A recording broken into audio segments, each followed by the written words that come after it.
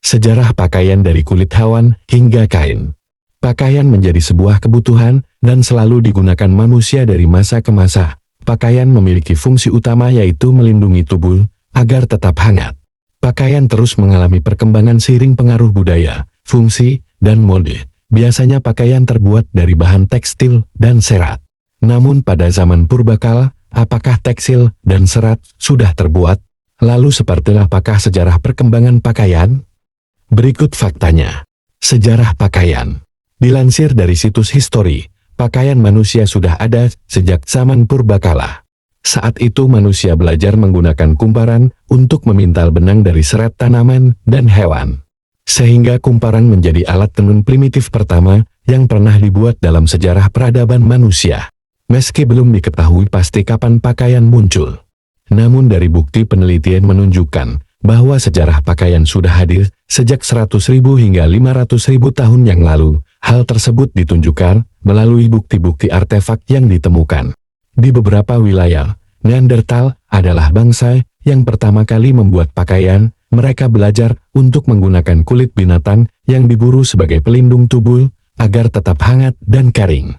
Kemudian manusia Cro-Magnon mengembangkan pakaian menggunakan jarum dan benda runcing dari tulang binatang. Kemudian dibuat titik di salah satu ujung dan mata runcing di ujung lainnya.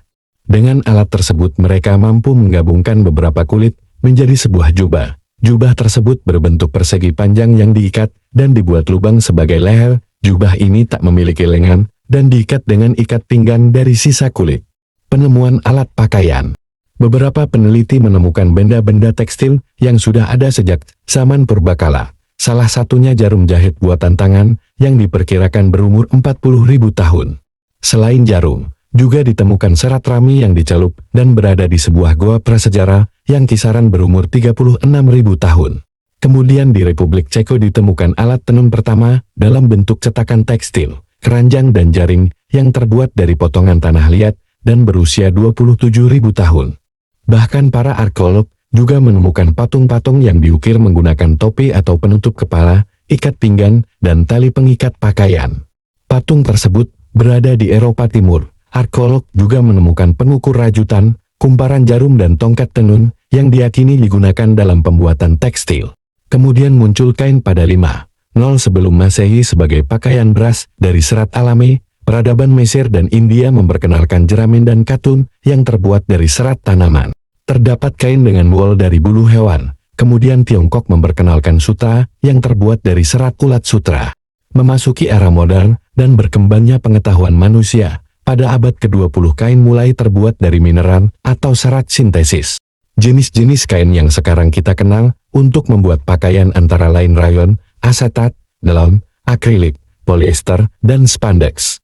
Perkembangan pakaian kemudian mengalami perkembangan dari masa ke masa, dikutip dari Textiles School, setelah mengenal kain. Kemudian muncul beberapa bagian pada pakaian, di antaranya kancing. Penggunaan kancing untuk pertama kalinya berasal dari lembah Indus sekitar 2000 sebelum Masehi. Kancing tersebut terbuat dari cangkang yang dilubangi dan dijahit di pakaian. Kancing kemudian berkembang dan digunakan dalam peradaban Tiongkok serta Romawi kuno. Pada abad ke-13 Jerman mengaplikasikan kancing pada sebuah pakaian dalam skala industri. Kemudian kerah-kerah biasanya identik dengan pakaian yang formal atau resmi. Kerah dikembangkan mulai dari bentuk ruffle. Ruffle adalah lipatan kain atau pita pada bagian leher pakaian. Kemudian saku pada abad ke-17 sampai 18. Bangsa Eropa menggunakan saku sebagai kantong atau tas kecil yang terpisah.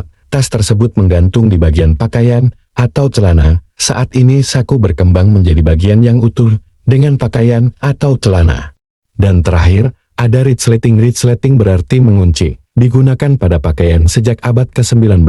Awalnya resleting ini berbentuk besar dan tebal, kemudian disempurnakan, dan memiliki banyak varian hingga sekarang.